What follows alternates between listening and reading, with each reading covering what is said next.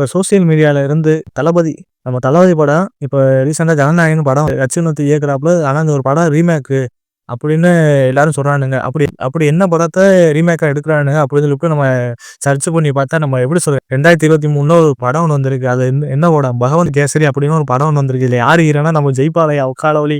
நம்ம ஜெய்பாலையா தான் இதுல முக்கியமான ஒரு ரோல்ல நடிச்சிருக்காப்புல. ஏன்னா அவரு தான் இந்த படத்தோட ஹீரோவே.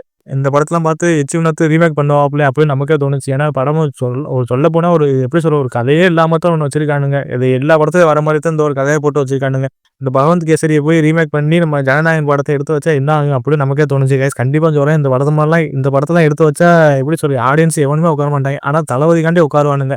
இந்த படத்தோட கதைன்னு நம்ம என்ன சொல்றதுன்னா, சரத்குமார் ஒரு பொண்ணு ஒண்ணு வளர்ப்பான். திடீர்னு சரத்குமார் இறந்துறாப்புல. சரத்குமார் இறக்கறதுக்கு முன்னாடி நம்ம ஜெய்பால் ஆயிட்ட வந்து சரத்குமார் சத்தியம் வாங்கிறாப்புல.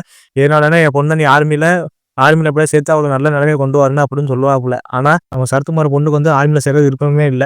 கடைசியில ரொம்ப பெரிய ஆளா அப்புறம் ஆர்மில சேர்க்கறதுக்கு எல்லாமே முயற்சி எடுக்கிறாப்புல நம்ம ஜெய்பாலையா. ஆர்மில சேர்க்கறதுக்கு முன்னாடி இவ வந்து ஒரு பெரிய ஒரு கேங்ஸ்டர்ல போய் மாட்டிக்கிறா. அவங்க வந்து இந்த பொண்ணை எப்படியாச்சும் கொல்லணும் அப்படின்னு சொல்லிட்டு நம்ம கங்கணம் கட்டி திரியானுங்க. இதெல்லாம் தெரிஞ்சுட்ட ஜெய்பாலையா அந்த பொண்ணை போய் அந்த வளர்க்குற பொண்ணை போய் காப்பாத்தினாப்புல இல்லையா அப்படின்னு ஒரு கான்செப்டை போட்டு வச்சிருக்காங்க. இது எல்லா படத்துலயும் வர மாதிரி தான் போட்டு வச்சிருக்கானுங்க. அதான் தெரியும் நம்ம ஜெய்பாலா படம்லாம் எப்படி இருக்கும்னு. இங்க அடிக்கிறாப்புலன்னா கரெக்டா 2 கிலோமீட்டர்ல போய் பறந்து விடுவானுங்க. அப்படிதான் போட்டு படத்தை எடுத்து வச்சிருக்காங்க. கரெக்டா எப்படி சொல்றது 2.5 மணி நேரம் இருக்கு. 2.5 மணி நேரம் வளவலன்னு கொலவலன்னு எடுத்து வச்சிருக்காப்புல. காமெடியில இருந்து எல்லாமே அவரே பண்ணிக்கிறாப்புல, அவரே சண்டை ஓட்டுக்கிறாப்புல, அவரே பேசிக்கிறாப்புல. ஆனா நம்ம பாக்குறவங்க தான் எப்படா முடிப்பானுங்க அப்படின்னு நமக்கே தோணும். படத்தை நம்ம உட்கார வச்சு பாக்குறதுக்கு நம்ம தமன் மியூசிக் அது மட்டும் தான் ஒர்த்து கைஸ். பிஜிஎம்மே போட்டு கொண்டு வந்திருக்காப்புல. இதுல ஒரு 3-4 பாட்டு இருக்கு. அந்த 3-4 பாட்டு கரெக்டா எப்படி தெலுங்குல இருந்து தமிழ் கொண்டு வந்தா எப்படி இருக்கு? பாக்குற மாதிரியாவா இருக்கு? ஏதோ ஓரளவு ஓகே மாதிரி தான் இருக்கு. ஆனா முழுக்க முழுக்க நம்ம ஜெய்பாலையா நம்ம பாராட்டியே ஆகணும். அவர் ஒரு நடிப்பு அவர் வேற லெவல்ல. ஒரு ஃபைட்டு போறதுக்கு முன்னாடி ஒரு டைலாக் ஒன்று பேசுவாப்புல மண்டைக்கு மூளைக்கு சம்மந்தமே இல்லாம.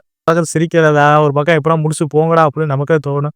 படம் ஒன் டைம் வாட்ச் பண்ணி பார்க்குற மாதிரி தான் கைஸ் இருக்கு. வேற ஒண்ணுமே கிடையாது படத்துல. ஆனா இந்த படத்தை இந்த பகவந்த் கேசரியை போய் நம்ம ரீமேக் பண்ணி விஜய் வச்சு நம்ம எச் வினோத் இயக்குறாப்புல அப்படின்னு நமக்கே சொல்லும்போது இதுல என்னடா இருக்குன்னு சொல்லிட்டு இந்த ஒரு படத்தை பார்த்தா இதுல ஒண்ணுமே கிடையாது. இதை எப்படி நம்ம எச் வினோத் ரீமேக் பண்றாப்புல ஜனநாயகனை வச்சு.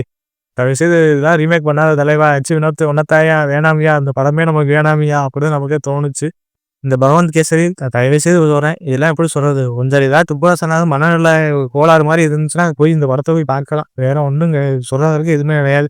இது ஏகப்பட்ட விஷயம் தேவையில்லாத விஷயமா தான் இருக்கு. பேசிக்கிட்டே இருக்காங்க. எப்படா பேசி முடிப்பேன் அப்படின்னு நமக்கே காது வலிக்கும். காஜலாலாம் மெயினான ஒரு ஹீரோ மெயினான ஒரு ரோல்ல போட்டு வச்சிருக்கானு. எதுக்குனால போட்டு வச்சானு ஏன் போட்டு வச்சா அவன் எதுக்கு வாரா எதுக்கு போறான்னு ஒண்ணுமே தெரிய மாட்டேங்குது.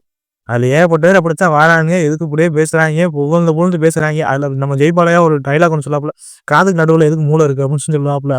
இந்த டைலாக் கேட்டால் நமக்கே ஒரு பக்கம் நம்ம யோசனை ஒரு பக்கம் போகுது டிஃபரெண்டா கலாய்க்கிற மாதிரி. எதுனாலன்னா நீ பேச ஒண்ணு காதுல இந்த காலம் வாங்கி இந்த காலம் விட்டுறணும் அப்படி. அப்புறம் உன் படம் பார்க்குற வேற ஒண்ணுமே சொல்றது இல்ல. படம் ஒன் டைம் வாட்ச் பண்ணி பார்க்கலாம். வேற சொல்ற அளவுக்கு எதுவுமே இல்ல. படம் ஒரு ஒன் டைம் வாட்ச் பண்ணி பார்க்குற மாதிரி தான் இருக்கு. ஜியோ ஹாட்ஸ்டார்லயும் நம்ம அமேசான் பிரைம்ல இருக்கு. தமிழ் டப்பிங்கோட இருக்கு.